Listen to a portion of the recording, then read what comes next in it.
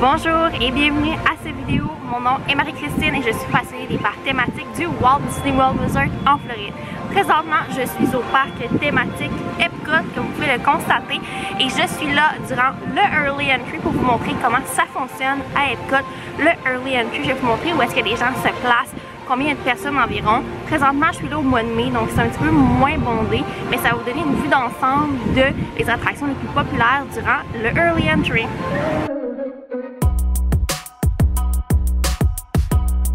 Alors ici, on a l'entrée du parc et nous avons Spaceship Earth. L'entrée du Early Entry, elle est toujours à la droite ici. On doit scanner soit une carte de plastique d'hôtel d'entrée, un Magic Band, ou bien si vous êtes dans un hôtel Good Neighbor qui a également accès au Early Entry, dont les hôtels de Disney Springs, vous allez avoir un morceau de carton là, à montrer qui désigne le Early Entry. Donc on a l'entrée ici. Et je me dirige vers l'entrée du Early Entry.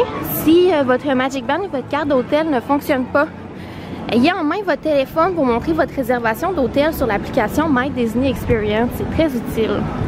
Alors on suit les foules.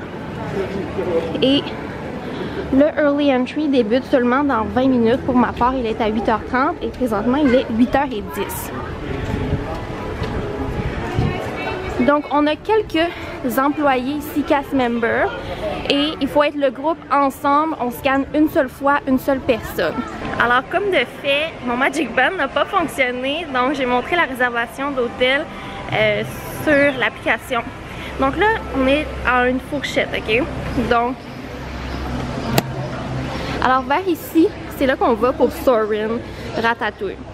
Par là, c'est là qu'on va se placer pour Test Track et également Frozen. Donc, je vais commencer par vous montrer là, par ici combien de personnes sont à l'endroit. Ce qui est plutôt particulier avec le Early Entry de Epcot, c'est qu'il y a deux entrées dans le parc. Présentement, je vous montre l'entrée qui est vraiment l'entrée principale d'Epcot où est-ce que la majeure partie des personnes arriveront.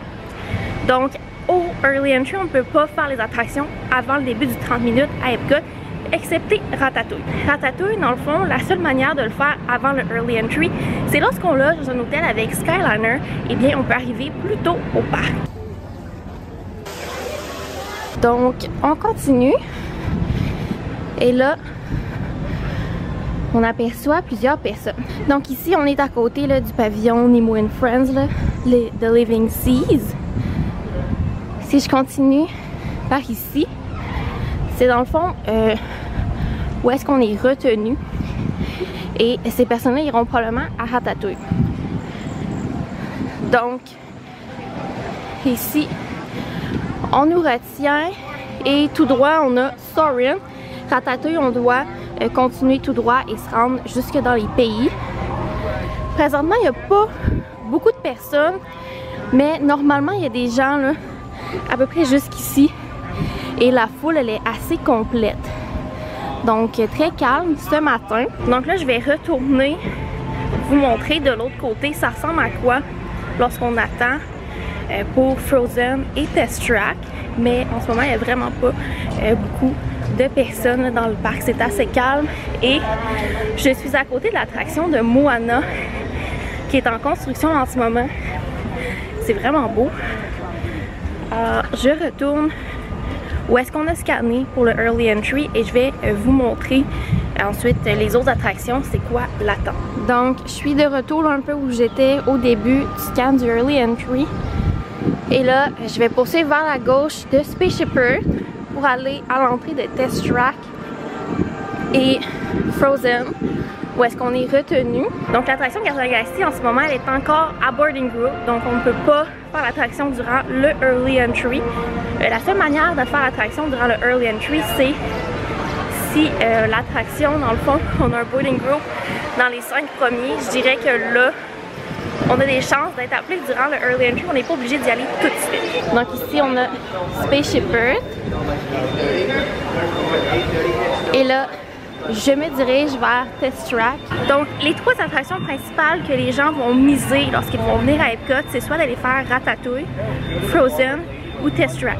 C'est également les attractions que je vous recommande de miser très tôt le matin puisqu'il y a moins d'attente qu'à l'habitude. Et l'attraction que vous allez faire en premier, ça dépend vraiment de votre stratégie si vous achetez Genie Plus. Si vous achetez Genie Plus, bien là, tout dépendant de votre première sélection, on ne veut pas aller à la même attraction qu'on a réservé un Lightning Lane. On y est presque.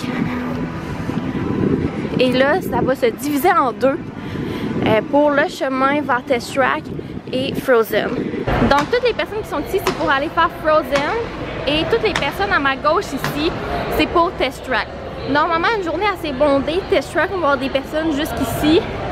Et Frozen, je dirais jusqu'ici environ. Là, c'est vraiment quand même calme comme journée.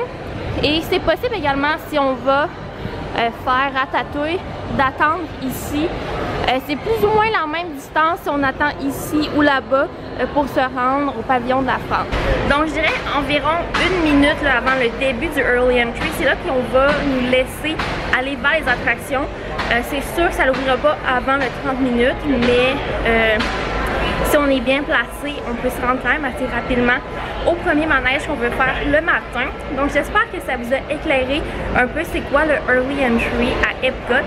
Ce fut un plaisir pour moi de vous montrer la vue d'ensemble de ce parc très tôt le matin. Je vous invite également à laisser une mention j'aime et à vous abonner pour ne rien manquer. Ce fut un plaisir pour moi et on se retrouve pour une prochaine fois. Bye!